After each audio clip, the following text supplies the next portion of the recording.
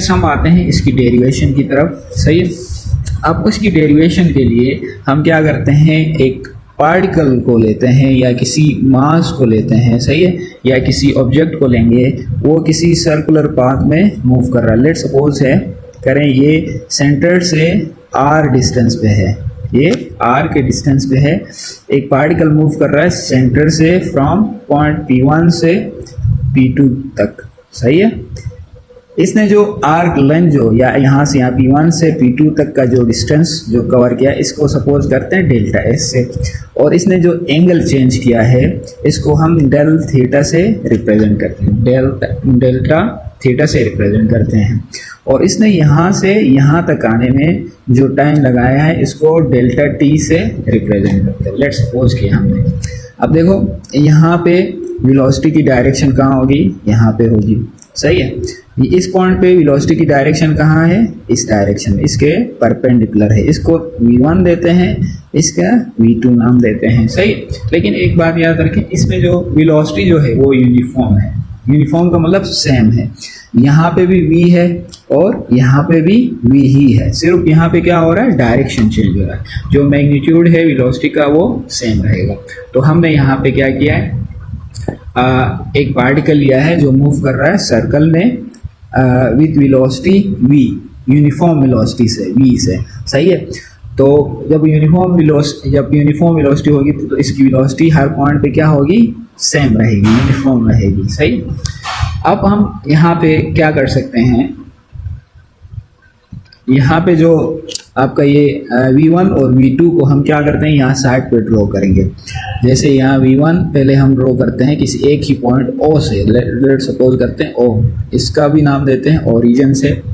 O से हम v1 को ड्रॉ करते हैं, उसके टेल से ही v2 को भी ड्रॉ करते हैं। सही, v2 को भी ड्रॉ करते हैं। अब देखो यहाँ इन दोनों के दरमियान ये भी r है, ये भी r है, इन दोनों के परपेंडिकुलर, इनके ऊपर जो भी परपेंडिकुलर लाइंस होंगे उनके दरमियान भी उतना एंगल होगा जितना इन दोनों के दरमियान है, दोनों आर्स के दरमियान है। सही है, तो इसीलिए मैं यहाँ पे लिख रहा हूँ डेल्टा थीटा, क्योंकि इनके दरमियान भी डेल्टा थीटा एंगल है। तो इन दोनों लाइंस के ऊपर जो अगर ये परपेंडिकुलर लाइंस है v1 और v2 जो देखते ही पता चल रहा है, ये इन दोनों के ऊपर r के ऊपर यहाँ पे भी परपेंडिकुलर है, v2 भी परपेंडिकुलर है, v1 भी परपेंडिकुलर है।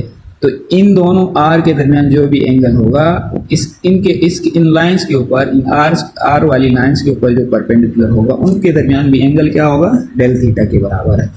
उसके बाद हमने क्या किया है, v1 के हेड से v2 के हेड तक एक जो है हमने एक वेक्टर ड्रॉ कर दिया। सही है, इसको हम कहते हैं ये चेंज इन वेलोसिटी के बराबर है। सही है, इसको हमने कहा चेंज इन वेलोसिटी के बराबर है। अब देखें, आप ट्रायंगल रूल लें या फिर हेड टू टेल रूल लें, तो उस हिसाब से देखें इसके टेल से इसके हेड तक ज्वाइन हो रहा है, तो ये क्या होगा, इन दोनों का v1 और डेल्टा v का रिजल्टेंट होगा। तो इसको मैं यूँ लिख सकता हूँ, v2 इक्वल होगा v1 प्लस डेल्टा v। सही है, डेल्टा v को हमने क्या कहा था, डेल्टा v को हम यहाँ पे रखेंगे और ये वहाँ चला जाएगा, तो ये v2 है यहाँ पे, ये यहाँ जाके माइनस v1। डेल्टा v किसके बराबर है, change in v2 minus v1। तो हमने बताया भी था, तो ऐसा आ भी रहा है, इससे ये प्रूफ भी हो रहा है। तो इसकी हमें नीड नहीं है फिलहाल। हम इन दोनों ट्राइंगल्स, एक ये वाला ट्राइंगल और एक ये वाला ट्राइंगल, इन दोनों को हम देखते हैं कि इसके भी दो साइड्स इक्वल हैं, इसके भी दो साइड्स इक्वल हैं, इसका ये एंगल भी डेल थीटा है, इसका भी एंगल डेल थीटा है। तो इन दोनों को हम कहेंगे सिमिलर ट्राइंगल्स। जब भी सिमिलर ट्राइंगल्स हो, जब भी ट्राइंगल सिमिलर होते हैं तो उनके कॉरस्पॉन्डिंग साइड्स का रेशो जो है वो होता है इक्वल। इसका नाम दो ए बी, ताकि हम इसको कंपेयर कर सकें। इसके कॉरस्पॉन्डिंग साइड्स का जो रेशो जो होगा वो सेम होता है, इक्वल होता है। तो जैसे इसकी कॉरस्पॉन्डिंग साइड यहाँ की बात इन दोनों ट्राइंगल्स में देखें तो ये ए बी है, ये P1 P2 ये वाली साइड और ये वाली साइड कॉरस्पॉन्डिंग साइड्स कहलाएंगी। सही है, तो हम रेशो निकालते हैं, रेशो का मतलब डिवाइड कराना। जैसे ए बी हम क्या करते हैं, पहले इस ट्राइंगल का जो है दो साइड्स का रेशो हम ले लेते हैं। जैसे इस साइड का हम लेंगे ए बी रेशो ओ ए। अब देखो या ओ ए लो या ओ बी ले लो, ये दोनों क्या है, सेम है, v के बराबर है, क्योंकि वेलोसिटी क्या थी, यूनिफॉर्म थी, तो इसलिए इनका मैग्नीट्यूड क्या होगा, सेम है। सही है, v ये भी v है, ये भी v है, क्योंकि यूनिफॉर्मली मूव कर रही है वो बॉडी जो है सर्कुलर पाथ में। सही है। अब इसके बाद हम क्या करेंगे, इक्वल टू, अब देखो क्रॉसपॉन्डिंग साइड्स लेना, इसका ये वाला हिस्सा लिया है, इस ट्रायंगल का भी ये वाला लेंगे, तो ये साइड कौन सा है, P1 P2 है। अच्छा, अब इसके भी साइड देखो, ये OP1 या OP2, ये साइड दोनों क्या है, सेम है। सही है, सही है। ये दोनों साइड कोई भी एक साइड ले सकते हैं आप, इसके अभी कोई भी एक साइड, ये साइड पहले P1 P2, इसका भी ये साइड A B या B A या A B हमने लिया। सही है। उसके बाद इसका ये वाला साइड लेंगे हम O P1। सही है, O P1 लिया। अब देखें इनकी वैल्यूज जो भी है हम पुट करें। A B की वैल्यू कितनी है, A B की वैल्यू कितनी है, डेल्टा V। सही है, डिवाइडेड बाय O A की वैल्यू कितनी है, V, तो यहाँ पे हम V पुट करेंगे, इक्वल टू P1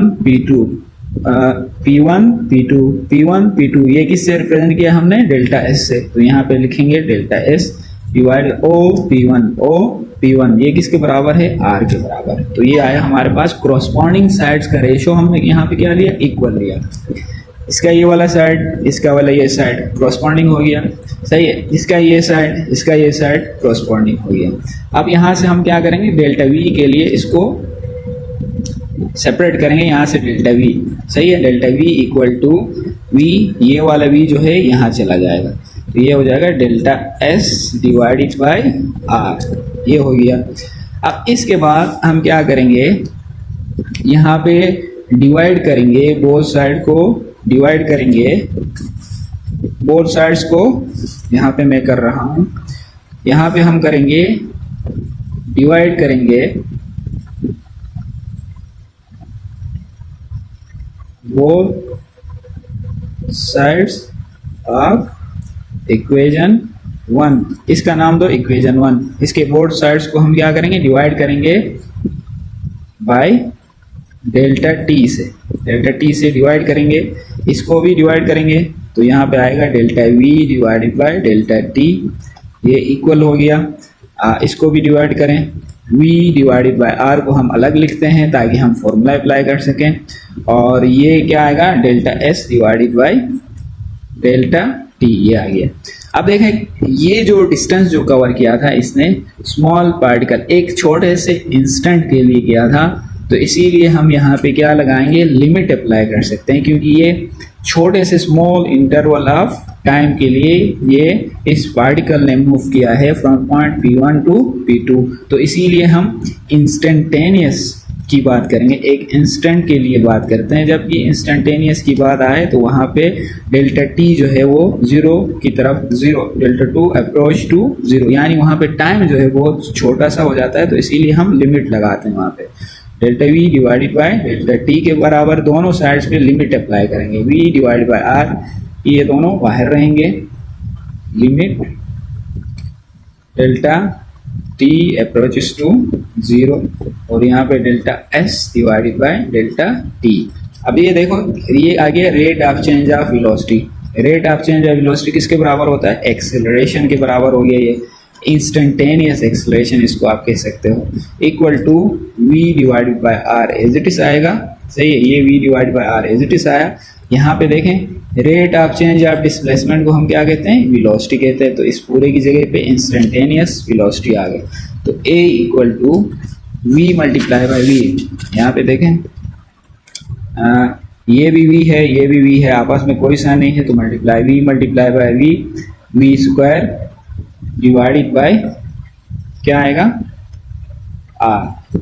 तो ये हमारे पास फॉर्मूला आया था ये वाला, AC equal to V square divided by R, ये प्रूफ हो गया। सही है, तो इसी तरीके से आप कर सकते हैं इसको, ये हो गया। तो थैंक यू फॉर वॉचिंग। इसको मैं थोड़ा सा यूँ रखता हूँ ताकि आप देख के इसको कॉपी भी कर सको। सही, पॉज करके इसको देखें, पॉज करके इसको थोड़ा सा देख लें, नोट करें, कॉपी में नोट करना है तो। सही, तो थैंक यू फॉर वॉचिंग। अल्लाह हाफिज़।